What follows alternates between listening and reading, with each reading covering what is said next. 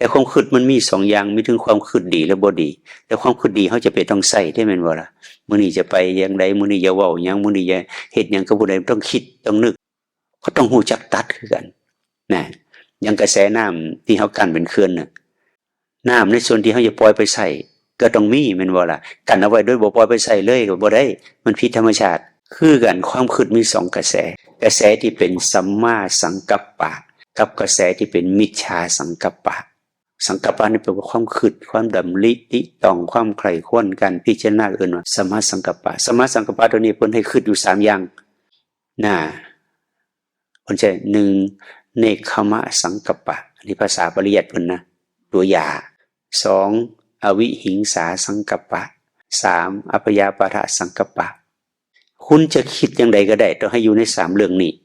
1เนกขมะสังกัปปะหมายความว่าอย่างไรหมายความว่าแนวใดก็ตามที่มันจะนำไปสู่ความโลภความโกรธความหลงสู่ความอยากเนี่ยอย่าไปคิดแนวนั้นให้ออกมาจากมันซะเนกขมะสังกัปปะให้ออกมาจากความคิดประเภทนั้นเฮาฮู้จักออกบ่ว่านี่แต่บ่ได้ฝึกสติมันจะออกเป็นบ่ออกจากความคิดนะออกบ่ได้มันบ่ได้ขึ้นมายามใดนี่ไหลน้ำมันโลดขึ้นมายามใดเข้าไปในโลดนี่เฮาต้องมาปฏิบัติเนกขมะสังกัปปะคืออย่าเข้าไปในความคิดบ่ดีนะ2อวิหิงสาคิดแนวใดก็ตามที่มันจะไปเบียดเบียนเจ้าของกับเบียดเบียนผู้อื่นเนี่ยก็บ่ให้ไปคิดในเรื่องนั้นหลายถ้าตามท่านก็ตัดออกไปเลยเบียดเบียนผู้อื่น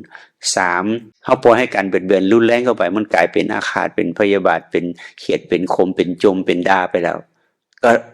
เข้าไปติดตามบ่ให้มันคิดไปแนวนั้นการบ่เข้าไปในความคิดทั้ง3แนวนี่เพิ่นว่าคิดดีคิดหยังก็ได้แต่อย่าให้3แนวนี้เข้าไปทีนี้ถ้าหากว่าเฮาคิดส่วนใหญ่มันก็ตกในทาง3แนว1เข้าไปในความคิดแม่นบ่ล่ะ2เข้าไปความคิดแล้วมักจะเบียดเบียนเจ้าของแล้วผู้อื่นความคิดเบียดเบียนเฮาคิดส่วนใหญ่คนส่วนใหญ่จะคิดดีบ่ส่วนใหญ่มันคิดบ่ดีแหละเบียดเบียนเจ้าของคิดแล้วก็ไปยึดความคิดเป็นถูกเป็นผิด3อย่างเนี่ย